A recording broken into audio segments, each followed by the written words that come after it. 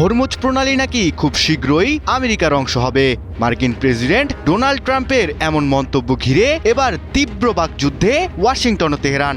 তবে ট্রাম্পের এই দাবি ছুঁড়ে ফেলে ইরান বলছে সামাজিক যোগাযোগ মাধ্যমে টুইট, যুদ্ধজাহাজ আর আদেশ জারি করে হরমুজ প্রণালী দখল করা সম্ভব নয়।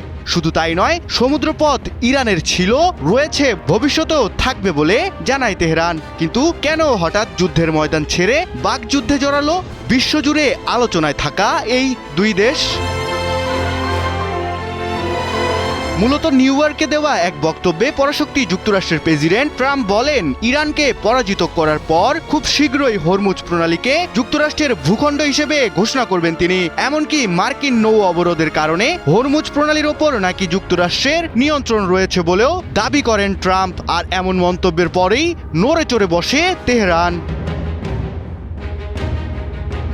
হরমুজ নিয়ে ট্রাম্পের এমন দাবিকে খোলা আকাশে উড়িয়ে দেয় ইরানের উপ পররাষ্ট্রমন্ত্রী।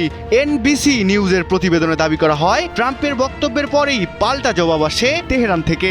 ইরানের উপ পররাষ্ট্রমন্ত্রী কাজেম ঘরিবাবাদী সামাজিক যোগাযোগ মাধ্যম এক্সে দেয়া এক পোস্টে জানায়, যুদ্ধের আগে বিশ্বের মোট তেলের 5 ভাগের 1 ভাগ যে জলপথ দিয়ে আনা হতো, সেটিকে শুধুমাত্র একটি টুইট দিয়ে দখল করা সম্ভব নয়।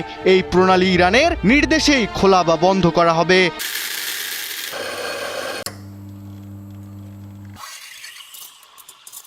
আর যতক্ষণ না পরাশক্তি যুক্তরাষ্ট্র পরাজয়ের বাস্তবতা মেনে নিচ্ছেন এবং দিবাস্বপ্ন দেখা বন্ধ না করছেন, ততক্ষণ পর্যন্ত ইরানের এই অবরোধ অব্যাহত থাকবে।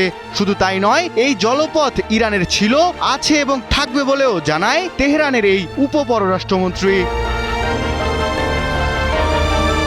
এমন পরিস্থিতিতে যুক্তরাষ্ট্র ও ইরানের মধ্যকার শান্তি আলোচনা স্থবির হওয়ায় কৌশলগতভাবে গুরুত্বপূর্ণ এই প্রণালী দিয়ে তেলবাহী ট্যাঙ্কারের চলাচল এখন নামমাত্র পর্যায়ে নেমে এসেছে। ফলে 28 ফেব্রুয়ারি শুরু হওয়া এই যুদ্ধ যে শীঘ্রই শেষ হতে যাচ্ছে তার কোনো লক্ষণই খুব একটা দেখা যাচ্ছে না। কিন্তু কেন এত গুরুত্বপূর্ণ এই সরু প্রণালী?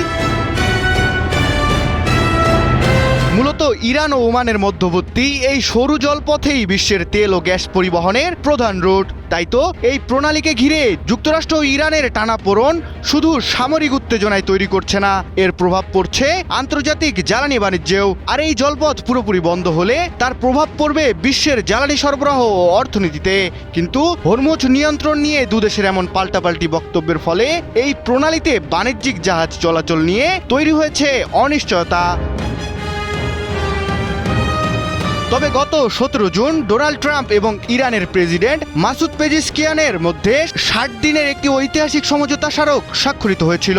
কিন্তু সেই 60 দিন পেরোলেও ইরান ও ওমানের উপকূলে থাকা হরমুজ প্রণালী এখন বিশ্ব রাজনীতির কেন্দ্রবিন্দু।